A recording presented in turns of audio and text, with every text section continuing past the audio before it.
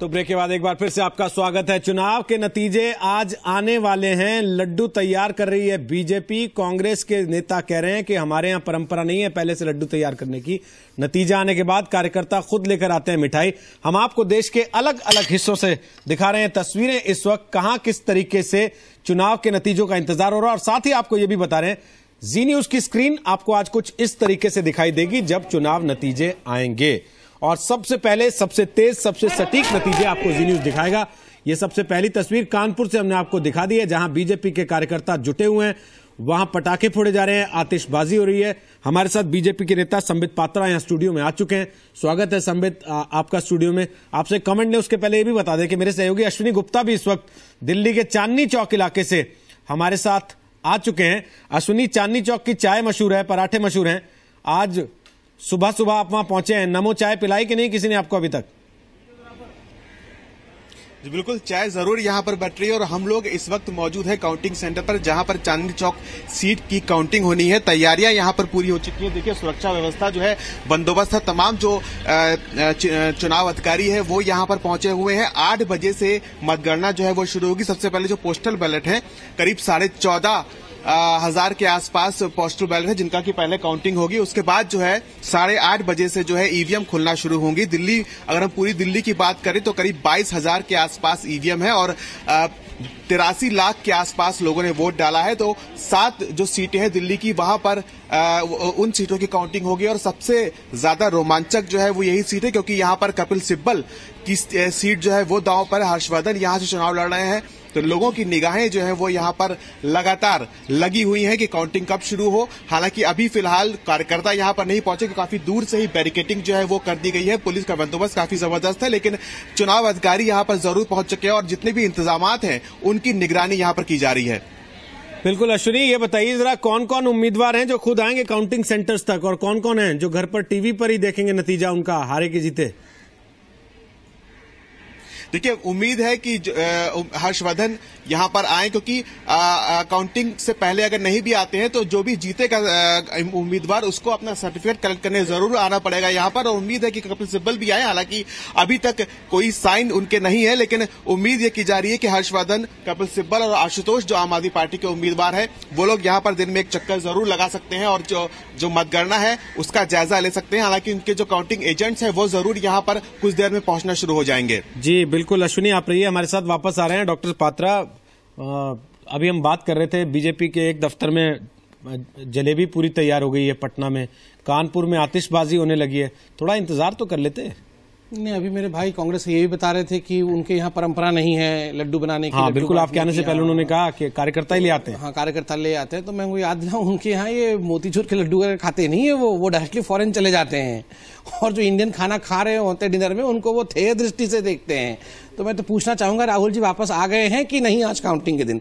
और दूसरा महत्वपूर्ण विषय, देखिए ये एक इमोशनल विषय है, सीरियस नोट पे, किस प्रकार से आज एक ऐतिहासिक निर्णय होने वाला है। जो अटल बिहारी वाजपेयी जी ने मुंबई के अधिवेशन में कहा था कि अंधेरा छटेगा, कमल खिलेगा, नया सूरज उगेगा, मुझे लगता है ऐसा ही कुछ आज होने वाला है। नतीजे अच्छे होंगे, जो एग्जिट पोल के नतीजे बता रहे हैं हमारे फेवर में हैं, मगर फिर भी हमें पार्टी ने कहा है और हम सब मानते हैं कि बहुत हम्बलनेस के साथ, बहुत विनम्रता के साथ जो भी फैसला होगा हम उसको सिरोधार करेंगे और इंतजार करेंगे। ये फैसला जनता का है, ये फैसला हिंदुस्तान का है। लेकिन शहजाद ने इससे पहले एक आशंका जताई थी कि 2 बार पहले ऐसा हो चुका है कि एग्जिट पोल को ही नतीजा मानकर बीजेपी ने जश्न की तैयारी शुरू कर दी थी। देखिए, ये जश्न जो है बीजेपी कोई आधिकारिक रूप से नहीं करती है। जैसे कार्यकर्ता कांग्रेस के भी बता रहे थे आपके कि वो लड्डू बनाते हैं, स्वाभाविक रूप से ठीक उसी प्रकार जो कार्यकर्ता होते हैं बहुत इमोशन के साथ, बड़े प्यार के साथ अपने चहेते नेताओं के लिए वो करते हैं इस प्रकार के आयोजन। और उनको लगता है कि अच्छे दिन वाकई आने वाले हैं, क्योंकि जिस प्रकार 10 वर्षों से हिंदुस्तान में लूट खसोट मचा हुआ है, सभी के मन में एक आशा है, सभी के मन में एक इच्छा है कि वाकई अच्छे दिन आने की आवश्यकता है। और जो ट्रेंड्स दिख रहे हैं, जो नमो वेव हमने देखा, जिस प्रकार का एग्जिट पोल तमाम चैनल दिखा रहे हैं, तो स्वाभाविक रूप से हमें लग रहा है कि वाकई अच्छे दिन आएंगे और मैं बहुत कॉन्फिडेंट हूं। मगर ये जनता का मैंडेट है, इसलिए विनम्रता के साथ हम इसे स्वीकार करेंगे। चलिए, हम आपको 2 जगह और लेकर चल सकते हैं। हैदराबाद में प्रसाद भूसेकर हैं, बीजेपी दफ्तर पर इस वक्त मौजूद हैं, वो वहां से बताएंगे। प्रसाद, काफी खुश लग रहे हैं प्रसाद आप?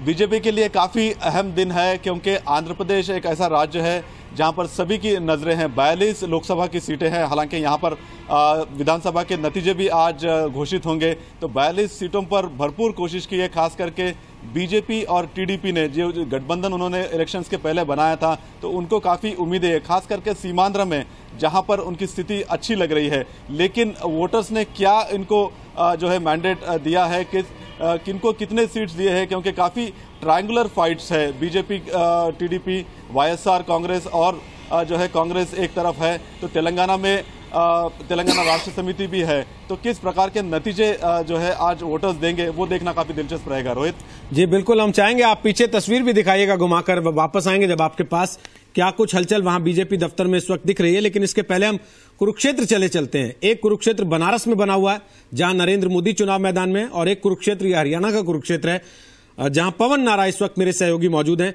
पवन, बताइए वहां कैसी हलचल है वोटों की गिनती को लेकर? अपना शहर है मेरा कुरुक्षेत्र, और मैं आपको देखकर इस बात पर रश कर रहा हूं कि आप यहां होते मैं वहां होता। जी बिल्कुल, काश ऐसा होता। लेकिन सबसे पहले मैं आपको बता दूं, गिनती भले ही 8 बजे शुरू हो, लेकिन गतिविधियां पूरी तरह से शुरू हो चुकी हैं। पुलिस की मौजूदगी है। आपको अगर मैं पोलिंग सेंटर दिखाना चाहूं, अग्रसेन पब्लिक स्कूल है जहां पर वोटों की गिनती होगी। सभी राजनीतिक पार्टियां, समर्थक और नेता सास थामे 8 बजे का इंतजार कर रहे हैं जब वोटिंग शुरू होगी। 8:30 बजे पहले रुझान मिलने शुरू हो जाएंगे, लेकिन उससे पहले सभी तैयारियां मुकम्मल हैं और सबको इंतजार है 8 बजने का। और जैसे ही 8 बजेंगे आपको नतीजे मिलने की संभावनाएं शुरू हो जाएंगी। जी बिल्कुल, अपने दर्शकों को हम बता दें कि 8 बजे से वोटों की गिनती शुरू होनी है। शुरुआत में पहले पोस्टल बैलेट्स खोले जाते हैं, पोस्टल बैलेट्स की गिनती होती है, फिर 8:30 बजे के आसपास ईवीएम से वोटों की गिनती शुरू होगी, और उसके अगले 15 मिनट में जो इलेक्ट्रॉनिक रुझान है वो तेज गति से आना शुरू हो जाएंगे।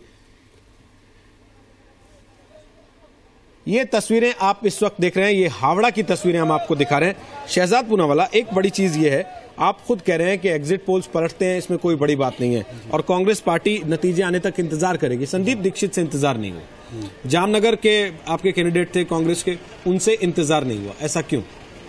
देखिए, हर एक कैंडिडेट अपने चांसेस के बारे में क्या समझता है, क्या नहीं समझता है, और उसको अपना बयान करने का पूरा अधिकार होता है। मैंने संदीप जी का और उनके कैंडिडेट, वो अलग कैंडिडेट का बयान नहीं सुना था, पर मुझे लगता है कि इसमें एक चीज़ ये ज़रूरी है कि जब कोई पार्टी जीतती है या हारती है, इसमें एक चीज़ याद रखना चाहिए कि देश जो जब चुनाव में जाता है तो कई विचारों के मतभेद हो जाते हैं चुनाव के समय, और एलिगेशंस लगते हैं, शब्दों के तीर चलते हैं। तो जिस प्रकार से कोई जीतता है या हारता है, उसमें उसका स्वागत करने में एक विनम्रता और एक सादगी होनी चाहिए, क्योंकि उसके बाद देश को इकट्ठा होना पड़ता है फिर से, और अपने आगे की जो राह है उसको ताकनी पड़ती है। लगता है आप भी अजय माकन साहब की क्लास में थे। तो नहीं, मैं इसलिए मैं आपसे ये कह रहा हूँ, नहीं मैं एक सीरियस बात कह रहा हूँ रोहित भाई, कि देखिए एक अच्छा यही होगा कि आज जो है इस पे विश्लेषण हो कि क्या मैंडेट रहा, कैसे लोग ने वोट किया, और इसके आगे का रास्ता क्या है, ना कि ये कि वही घिसी पिटी जो रिकॉर्ड वाली बातें हैं कि भ्रष्टाचार है, लूटे हैं, लड्डू है, पेड़े हैं। अगर हम इस पे बात करेंगे तो देश एक नहीं हो पाएगा। आज देश जो है एक होने के लिए ये मैंडेट आएगा, चाहे इनकी पार्टी जीते, हमारी पार्टी जीते, हमें एक होकर आगे काम करना है अगले 5। संबित आप बोलिए, उसके बाद हम गोरेगांव चलेंगे। देखिए, सबसे महत्वपूर्ण विषय में याद दिलाऊं कि आज 16 तारीख है और बहुत ही इंपॉर्टेंट ये नंबर है। आज 16 तारीख है, 16वें लोकसभा का रिजल्ट आ रहा है और 16वां प्रधानमंत्री हम चुन रहे हैं। तो इस 16 तारीख को क्या होने वाला है ये देखने का विषय है। मगर अभी शहजाद ठीक कह रहे थे विनम्रता से, मैंने भी कहा विनम्रता से, मगर याद रखिए भ्रष्टाचार मुद्दा था और लड्डू पेड़े मुद्दे बनेंगे, ये दोनों भी महत्वपूर्ण है। बिना भ्रष्टाचार के ये मैंडेट का कोई मतलब नहीं है, क्योंकि जनता ने भ्रष्टाचार के खिलाफ आवाज बुलंद की है, उसको कभी भी हम अलग करके नहीं रख सकते हैं साइड में। दूसरा महत्वपूर्ण विषय है, आज एक आशा का जो आशा जगी है लोगों में, हिंदुस्तान की जनता आज सुबह से, हम ट्वीट पढ़ रहे हैं, यंग जनरेशन है, लोग रात भर, कई लोग सो नहीं पाए हैं, कई लोग बाहर लॉन्ग ड्राइव में निकल गए हैं, कई सुबह 5 बजे से टीवी देख रहे हैं। क्यों देख रहे हैं, क्यों चाह रहे हैं कि इस प्रकार का एक बदलाव हो? आखिरकार उन्हें क्या नहीं मिला 10 वर्षों में, और मुझे लगता है वही मैंडेट है जो मिला नहीं और जिसकी आशा में वे नमो की तरफ देख रहे हैं, नरेंद्र मोदी की तरफ तक रहे हैं। चल रोहित भाई, मैं सिर्फ एक संक्षेप में कहना चाहूंगा कि 10 सालों में क्या नहीं मिला इसका फैसला तो कुछ घंटों में हो जाएगा, पर इसके बाद जरूरी ये है कि अगले 5 साल में भी क्या मिलने वाला है, और सबको मिलने वाला है कि कुछ लोगों को पाकिस्तान जाना पड़ेगा ये लेने। आपको इस बात का डर है? मुझे तो, मैंने अपना वीजा तैयार कर लिया है, क्योंकि संबित भाई का मुझे संरक्षण शायद नहीं मिलेगा, लेकिन पर मैं चाहूंगा कि वो मिले, मुझे दे वो संरक्षण।